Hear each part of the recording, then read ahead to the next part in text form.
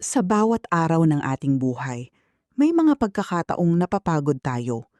May mga problemang mabigat dalhin, mga sugat na mahirap pagalingin, at mga gabi na hindi tayo makatulog dahil sa pag-aalala. Minsan, pakiramdam natin ay nag-iisa tayo at walang nakakaunawa sa ating pinagdadaanan. Ngunit may isang katotohanan na hindi natin dapat kalimutan. Hindi tayo kailanman iniiwan ng Diyos. Ang Bible ay puno ng mga pangako ng Diyos para sa kanyang mga anak. Isa sa pinakamagandang pangako ay matatagpuan sa Huwag kang matakot, sapagkat ako'y kasama mo. Huwag kang mangamba, sapagkat ako ang iyong Diyos. Isaiah 41:10.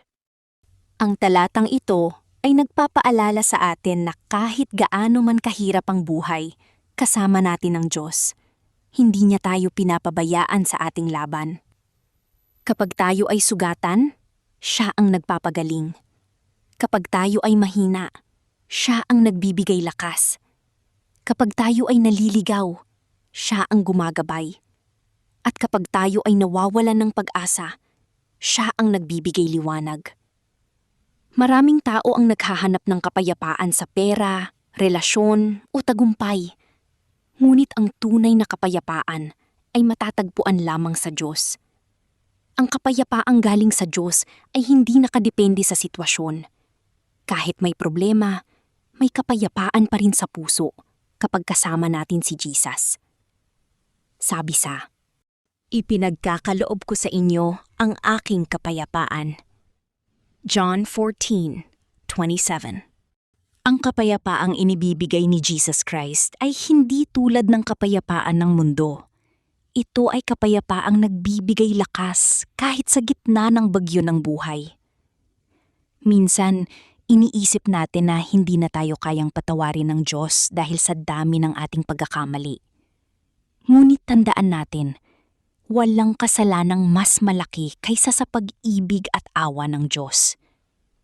Sabi sa, kung ipinahayag natin ang ating mga kasalanan, siya ay tapat at banal na magpapatawad. 1 John 1:9. Napakabuti ng Diyos. Kapag tayo ay lumalapit sa Kanya ng may pagsisisi, bukas ang Kanyang puso upang tayo ay patawarin at tanggapin muli.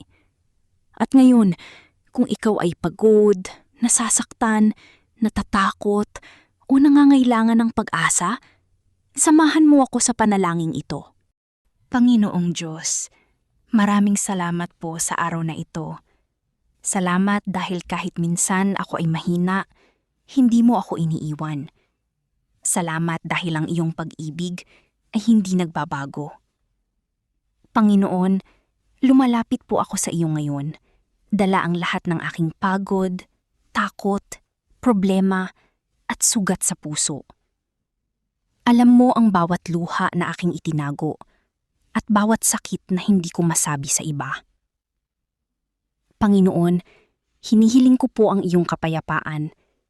Patahimikin mo ang aking isip at puso. Alisin mo ang takot, pag-aalala, at pagdududa sa aking buhay. Tulungan mo akong magtiwala sa iyo, kahit hindi ko nauunawaan ang lahat ng nangyayari.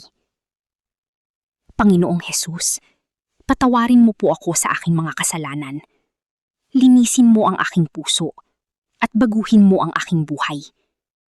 Turuan mo akong mamuhay ayon sa iyong kalooban. Bigyan mo po ako ng lakas upang harapin ang bawat pagsubok. Kapag ako ay nanghihina, ikaw nawa ang maging lakas ko. Kapag ako ay nalulungkot, yakapin mo ako ng iyong pag-ibig. Kapag ako ay natatakot, ipaalala mo sa akin na kasama kita. Panginoon, pinagkakatiwala ko sa iyo ang aking kinabukasan, pamilya, pangarap, at buong buhay. Nawa ay mapuno ang aking puso ng pag-asa at pananampalataya araw-araw.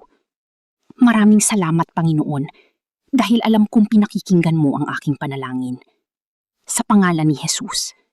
Amen.